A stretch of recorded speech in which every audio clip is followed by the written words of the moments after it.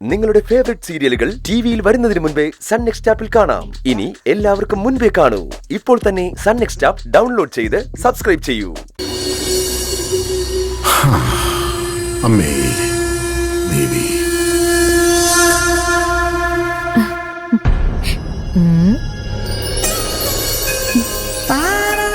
ചില സ്വപ്നങ്ങളും സന്തോഷങ്ങളും ഉണ്ടാവുന്നുണ്ട് അല്ലേ?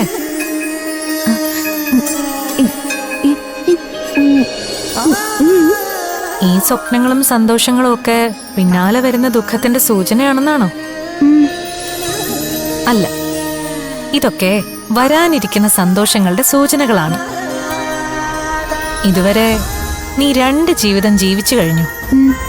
അമ്മയുടെ സ്ഥാനത്ത് പെറ്റമ്മയും പോറ്റമ്മയുമായി 2 പേർ, അച്ഛന്റെ സ്ഥാനത്തും അതുപോലെ തന്നെ 2 പേർ. രണ്ടും 2 തരത്തിലെ ജീവിതങ്ങൾ. അനുഭവിച്ചു കഴിഞ്ഞ ഈ 2 ജീവിതത്തിൽ നിന്നും വ്യത്യസ്തമായ മൂന്നാമത്തെ ഒരു ജീവിതം നിശ്ചയമായി നിന്നെ തേടി വരും. അതിന്റെ സൂചനകളാവും ഈ സ്വപ്നങ്ങളും സന്തോഷങ്ങളും ഒക്കെ.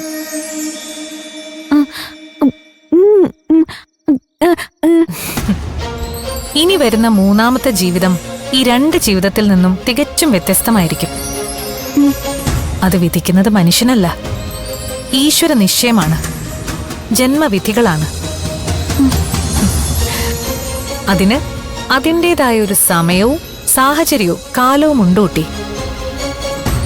ലൗകികനായൊരു വ്യക്തി, ആണാവട്ടെ പെണ്ണാവട്ടെ, ജീവിതത്തിന്റെ ഏറ്റവും ഉയർന്ന ശിഖരത്തിലേക്ക് കൈനീട്ടണം.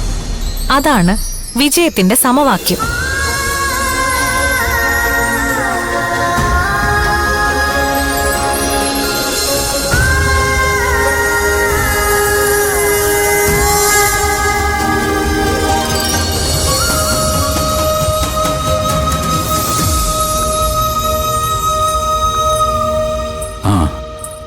വിദ്യാമ്മയെ കണ്ട് യാത്ര പറഞ്ഞിട്ട് പോണെന്ന് വിചാരിച്ചു.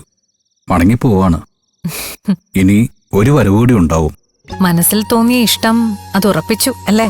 അതെ, അതിനു വേണ്ടിയാണ് അടുത്ത തവണത്തെ വരവ്. വേണ്ടപ്പെട്ടവരെല്ലാം കൂട്ടി.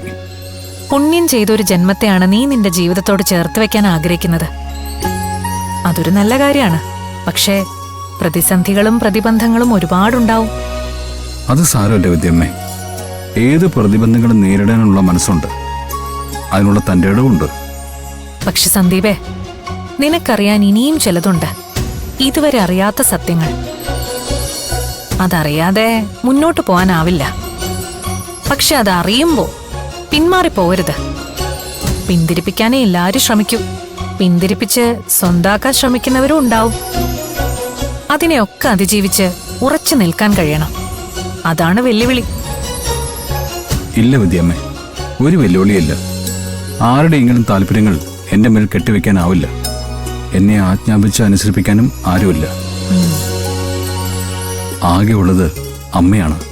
അമ്മ ആജ്ഞാപിച്ചല്ല, സ്നേഹിച്ചാണ് അനുസരിപ്പിക്കുന്നത്. അമ്മയുടെ താല്പര്യങ്ങളിൽ എന്റെ സന്തോഷവും എന്റെ സുരക്ഷയും മാത്രമേ ഉള്ളൂ. അതുകൊണ്ട് എന്റെ തീരുമാനം നടക്കും, നടന്നിരിക്കും. ഈ നിശ്ചയം മതി, ഇത് നിലനിന്നാ മതി. മൂകാംബികാമ്മയുടെ കരുതൽ എപ്പോഴും 2 പേർക്കും ഉണ്ടാവും. പോകൂ, പോയി കാര്യങ്ങൾ ഉറപ്പിച്ച് വീണ്ടും വരൂ.